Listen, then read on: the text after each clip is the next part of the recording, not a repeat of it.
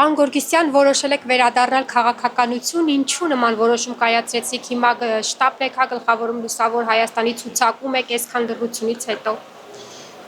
Շնորհակալ եմ հարցի համար, իրականում երկար եմ մտածել այս ուղղությամբ, որովհետև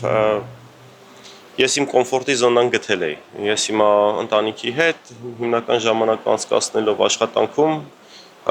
առաջընթացներ գրանցելով, բայց երբ ամեն երեկո տուն վերադառնալուց բացում ես լրահոսը ու տեսնում ես ինչա կատարվում երկրում, տեսնում ես հերթական, չգիտեմ, Ալիևյան թեզը դարձավ մեր ներքին քննարկման թեզ ու դրանով փորձում ես ինչ-որ բաներ պարտադրել ու ես այս ընտրությունը, ինչպես նաև ամբողջ լուսավորը տեսնում ենք ոչ թե սովորական մրցապայքար, ընտրապայքար, այլ Հայաստան լինել չլինելու։ Այնպիսին, ինչպիսին մենք այն գիտենք, որովհետև եթե հանկարծ Աստված մի արածցե Նիկոլ Փաշինյանը վերընտրվեց որպես երկրի ղեկավար, մենք կորցնելու ենք հայկականությունը մեր պետության։ Սա այն քայլերով, որ ինքը առաջ է գնում, մենք դառնալու ենք Արևմտյան Ադրբեջան կամ ինչ-որ Ադրբեջանի Թուրքիայի կցորդ մի բան, որը ես չեմ ուզում որևէ գնով թույլ տալ։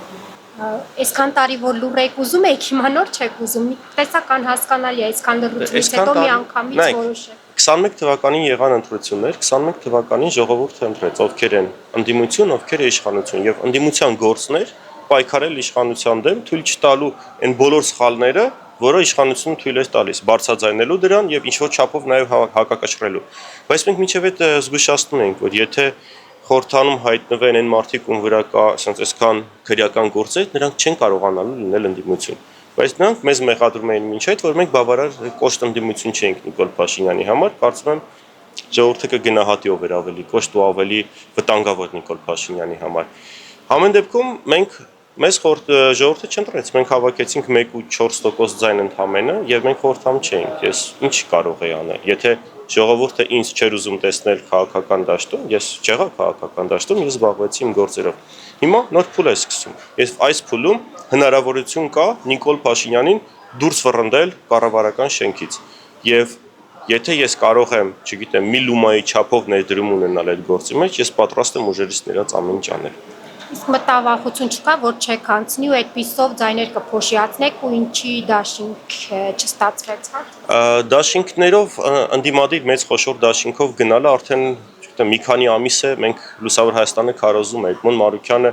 իր բոլոր եթերներով արդեն բազմիցս այս մասին խոսել է, ուղղակի չստացվեց։ Քաղաքական դաշտը չկարողացավ համախմբվել, բայց ես վստահաբար կարող եմ ասել, դա մեր մեղքը չէր։ Մենք նույնիսկ պատրաստ ենք, որ Էդմոն Մարուկյանը չլինի այդ համախմբված ցուցակում։ Պատրաստ ենք բազմաթիվ զիջումների, բայց դա տեղի չունեցավ, որովհետև այդ process-ի շարժիչ ուժը պիտի խոշորները լինեին։ Իսկ խոշորները, չգիտեմ, այլ հաշվարկներ ունեն միգուցե, իրենք երևի ավելի լավ կբացատրեն ինչու չուզեցին այդպիսի համախմբումների գնալ, բայց դա տեղի չունեցավ ցավոք սրտի եւ մենք կարող ենք երկու տարբերակ, կամ չմասնակցել ընդհանրապես, կամ մասնակցել ինչը որոշեցինք եւ վերջի անել։ Հարցումները վերջի ցույց են տալիս, որ թեկուզ բոլոր ուժերը, ովքեր հայտարարել են մասնակցում են, մենք ամենավերջինը երևի հայտարարեցինք, ճիշտ է այդ մասին։ Այդ բոլորի հայտարարումից հետո միևնույն է 30-ից 40% մարդ կա չկողմնորոշված, այսինքն այդ 30-ից 40% մարդը այդ ներկա պնակում չէր տեսնում այն, ինչ ուզում է գտնել, ինչ ուզում է ընտրել։ Եվ հետեւաբար այն առաջարկները, որ մենք ենք անում, ունի պահանջարկ եւ այսօր ես դրա վրա եմ շատ զարմամիրական, որ ընդդիմության մեծ մասը Նիկոլ Փաշինյանի թեզերով է առաջնորդվում։ Այսինքն Նիկոլ Փաշինյանը ստեղծում է քաղաքական օրակարգը, ասում է թեզ, հետո բոլորով սկսում են քննարկել այդ թեզերը, ով ոնց կաներ, բայց առաջին հերթին այդ թեզերից է պետք հրաժարվել։